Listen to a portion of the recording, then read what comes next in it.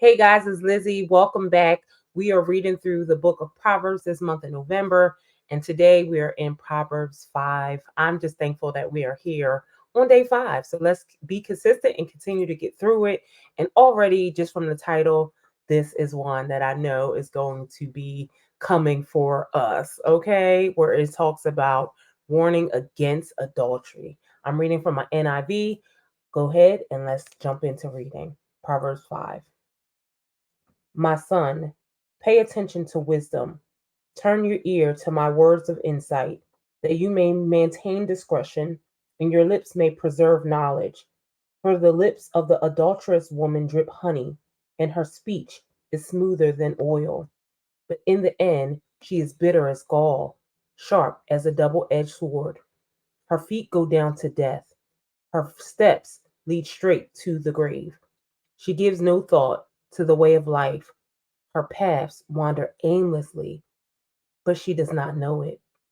Now then, my sons, listen to me. Do not turn aside from what I say. Keep to a path far from her.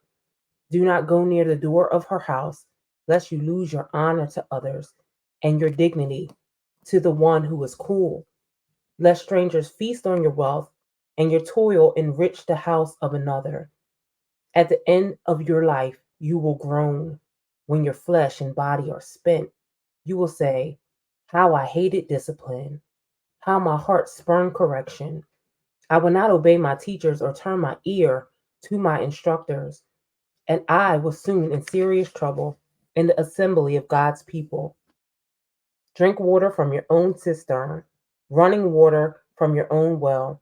Should your springs overflow in the streets, your streams of water in the public squares, let them be yours alone, never to be shared with strangers.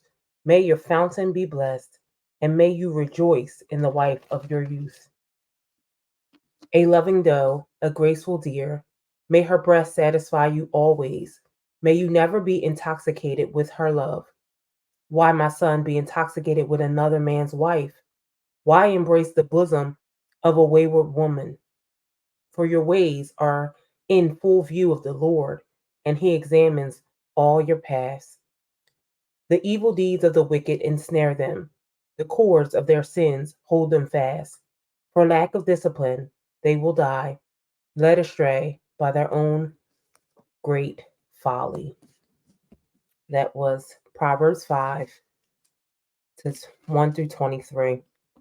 And can I just say that this is really some wise instruction, and it talks about honor. It talks about staying far away from even the door of the house of that temptation, so that your name does not get caught up and it does not bring dishonor, right? Like there's something about staying far away from temptation, far away from even the look, the feel, the touch, the smell. Don't even go near the door. Keep your path far away from something that will bring you down. I thought that that was so powerful in verse 8. Um, and I also, too, think about in verses 20 and 23, 20 through 23, where it talks about, for your ways are in full view of the Lord, and he examines your path. Let us not forget that when we are in darkness, when we think that we're getting away with something, maybe no one else knows, but God knows. He is the one who's going to examine us at the end of this walk. So, as much as we are trying to hide things from the naked eye of other people, God is ultimately there with us in those acts. And he knows and can see and will judge us on those things. And also 23, where it says, for lack of discipline, they will die, led astray by their own great folly. And I was looking up the word folly, and folly is basically foolishness. Foolishness, right? Um, but it talks about for lack of discipline, and we are thinking about what it really takes is a disciplined life to follow the instruction to stay on the path with God. It takes discipline. And when you lack discipline, you will die. It will cause you to be led astray. It will cause you to be a fool. When you lack discipline, you're not able to get anything done, which is foolish.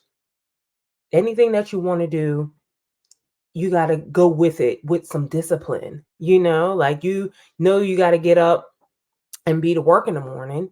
You're going to go to sleep, at a proper time, right? Just keeping it simple, right? For the most part, nobody's going to try to stay up most of the time if they don't have to, and just stay up binge watching Netflix, you know, um, let's say 20 hours out of the day, right? And knowing that they got to work.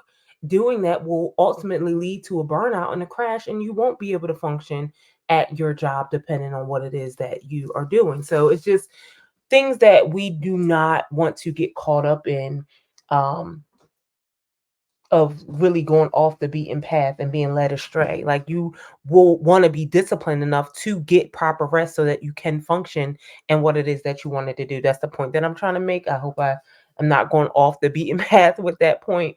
Um, and also too, like just when I was thinking about adultery, even some people who aren't married may think that this proverb does not apply to them, but it does. There are many things right now that can lead us astray. The seducing woman, the seducing man, right? Um, where we're married to Christ, we're married to God. Let us not commit adultery by falling away from, as in verse 3 says, for the lips of the adulterous woman drip honey, her speech is smoother than oil, but in the end she is bitter as gall. And there are things that if we're married to Christ, if we consider ourselves the bride of Christ, that we don't commit adultery by disobeying his commands. So, you may not, you're in covenant with God, right? That's the first relationship that is the most important thing to really take account in, and to walk in obedience and in discipline in, and then moving forward with everything else. Christ first. And my pastor always says Jesus first, life after. That is so important to remember that we are in covenant with God, so we don't want to commit adultery by taking on idolatry, by putting other things before our relationship with God. So, again, those are some key points that I pulled from the scripture. Let me know in the comments some items that stood out to you. I think I covered everything in there that stood out to me. There's so much more always that we can get into, but I just want to hear from you what it is that you got out of it, and we'll continue to push through. All right, everybody, be blessed.